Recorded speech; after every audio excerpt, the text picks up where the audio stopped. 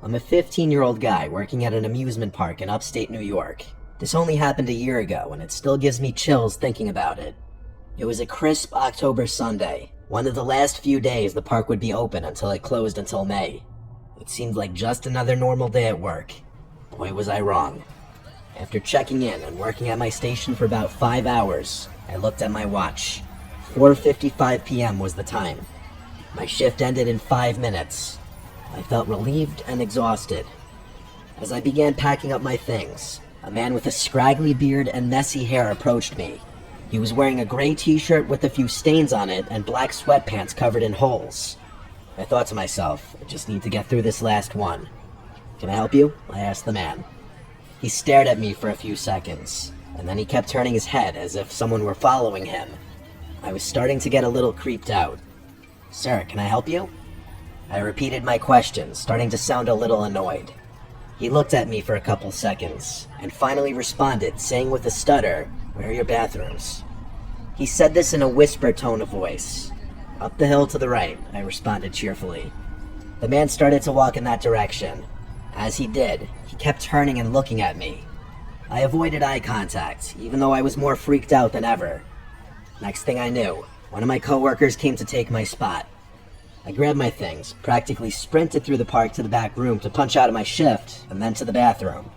I changed out of my work clothes and headed to the employee parking lot.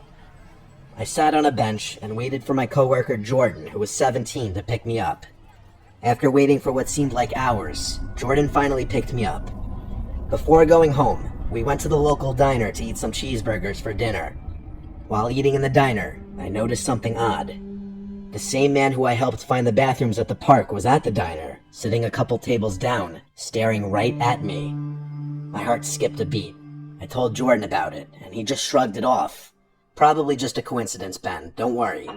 "Yeah," I said, even though I was pretty concerned. After dinner, we got back in the car and started the 35-minute drive back home. At the first red light we came to, I saw something that made my heart skip another beat.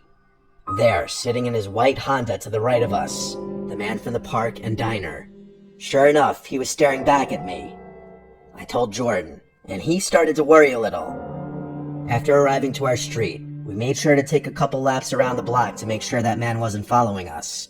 Once it was clear, Jordan dropped me off at home. My mom and sister were out at the mall, and my dad was on a business trip, so I was home alone. After immediately jumping into bed, I heard a noise at my window. I slowly got up and looked outside, and saw something that will forever send chills down my spine. Right there on my front lawn was the man, looking right at my window, smiling. I immediately grabbed my phone and called 911, but once the police arrived, the man was gone. I immediately quit my job at the amusement park right after the park closed for winter.